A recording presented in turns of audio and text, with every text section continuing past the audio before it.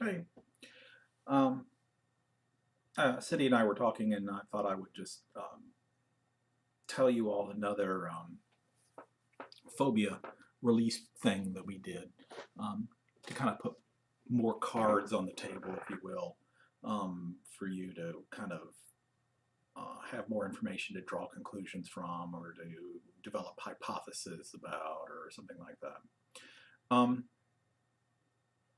One day we had a woman come in who was a retired school teacher. She taught English, had a master's in English, and she had developed a phobia of writing, as silly as that seems. And one of the things I noticed when we worked with people on irrational fears or phobias is usually the more ridiculous the fear was, usually the worse that it was, because people on an intellectual level know that this is silly. I shouldn't be scared of this, and that just makes it even worse that they are scared of this. And it's not like you can intellectually go, well, that doesn't make any sense. I shouldn't be scared. There's nothing here to be scared about. That part of you that is scared doesn't really care whether or not you've come to that conclusion or not. So she was sort of in a panic and at her wit's end because she had gotten to the point where she couldn't even sign a check. She would have a panic attack if she had to sign a check. And so she was literally in tears about how if she went out and went to the store that she had to have like her husband with her to sign like a credit card, receipt or anything along those lines. And so she was just mortified about this whole thing. And so I worked with her and did one of our standard procedures that we would do for like somebody with an irrational fear. And it kind of worked. She ended up going out, and the next week when she came back, she had said that she had gone to a conference, and at the conference they had those little contact forms in the middle of the table, like they do in conferences sometimes, where you put in all your little information in the little boxes.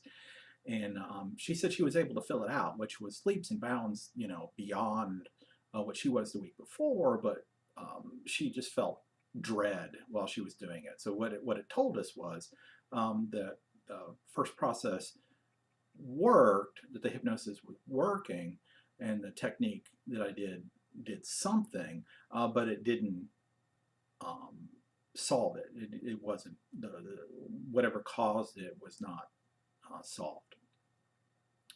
And so we worked at it again, and this time I decided to do a regression. Usually I don't like to do regressions, but I know certain people who are like hypnotists who everything, you want to quit smoking, we're going to do a regression. You want to lose weight, we're going to do a regression. They do regressions for everything. And for some reason, and I've just never liked to do them that much. But they're pretty powerful. And so I thought, okay, we'll do the regression thing.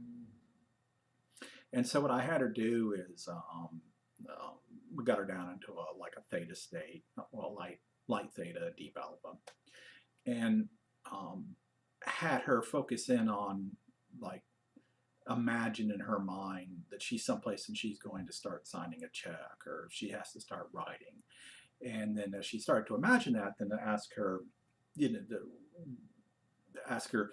you feel that panicky feeling coming on? And yes, she did.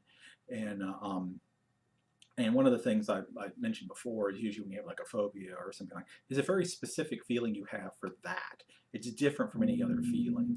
And so I had her imagine, to kind of really focus in on that feeling of the panic when she has to sign a check or do any kind of writing or anything along those lines. And then I asked her to go back to the very first time that she remembered feeling that way.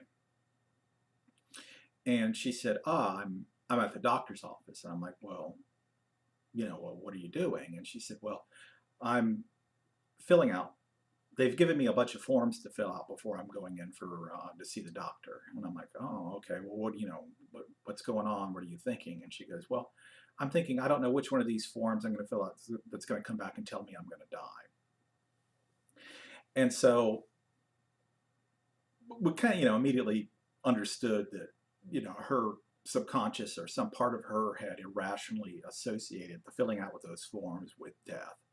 And all we did was sort of disentangle that to where, she was able to tell that part of her, these things aren't associated at all. And so, we kind of did that for, like 5-10 minutes or something like that. And then that solved the problem. So there's that story. And so that just kind of puts like a new couple cards on the table when you're starting to look at sort of like how the mind works and how these phobias work. I guess another real quick thing, I'll tell you one of our failures. We had another woman who came in, and what had happened to her was she had been in a car accident, and the car accident was she was driving along, and another car had run a red light from, like the right-hand side in her car. And ever after that, she panicked on the road because in her mind, at any moment, there's nothing to keep somebody else from doing the same thing. There's no control. Someone at any moment could, from any side street could come and hit her. And so we tried quite a few different techniques to try to get her over that, and we never were able to get that done. In retrospect, I kind of wish I had like another couple shots at that, but yeah, she was never able to turn that corner. And so one of the things I've kind of noticed is that there's with irrational fears, they kind of come in two different flavors. And one of them is that there's a point in time where something happens and then the person is sort of traumatized by that happening. And then you can go back to that time and you can address that, and then they can solve that problem. But the other one is where nothing like that has happened, and that'll be usually things along the lines of like fear of spiders or fear of snakes, or we had one woman who came in and she had an irrational fear of earthworms. And like, on a day that it would rain, she would have to have her boyfriend come over and escort her out to her car because when it rains, the ground gets wet and the worms come out and they go on like the sidewalk and stuff like that. And so she had to get help for that kind of thing. And we were able to solve. Those are ones that you're usually able to solve, but those are kind of the two different ways that that's handled. And there's also other things that kind of come into play. We had one guy, one of the guys who trained us in when we got certified to teach the class, one of the guys who taught the class, that was teaching us to teach the class, had worked with a woman who had a debilitating fear of spiders. And to the point where if she thought one was in the house or somewhere around, she would have to call her boyfriend, or her father would have to come by, and they would have to go through the whole house. They would have to do all this stuff to make sure that it was all safe for her, and then take care of the whole thing. And they were never able to solve that problem. And the thinking that went into why you were never able to solve that problem is that her phobia had a benefit. And the benefit was, boy, I get a lot of attention. And I don't think that it was in the sense that she was doing it on purpose, but subconsciously, she could get a whole lot of, I guess, love and attention in the sense of, Dad would come over and take care of things, or her boyfriend would come over, and she would get a whole lot of attention. And it had a lot of side benefits to where the fear kind of paid for a situation which she'd rather have than be away, and than to get rid of the fear. So that's just even more little cards on the table. The guy who told us this story, he must have weighed about 400 pounds. He's an American who lives in England, but he's a good enough hypnotist that he was able to sell weight loss while he weighed 400 pounds. But they had invited him on a television show to do a show on hypnosis, and he had had like two different people, and one of them on camera, he put them under and solved some irrational fear for them. But for this woman, he didn't. One of the things that you do early on when you do like an intake on somebody like that, it's very one of the things that you want to do is try to determine whether or not there's like alternative causes or reasons for the person not to give it up.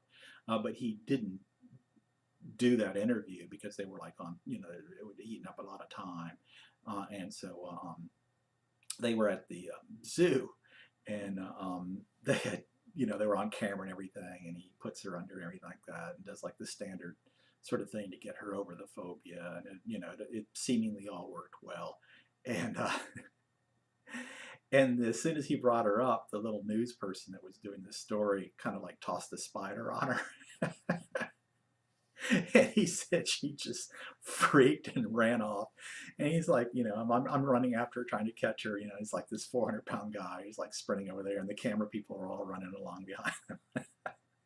And that's when he determined that never again would he try to do anything without like the pre-talk and sort of the interview to find out exactly what he was doing with.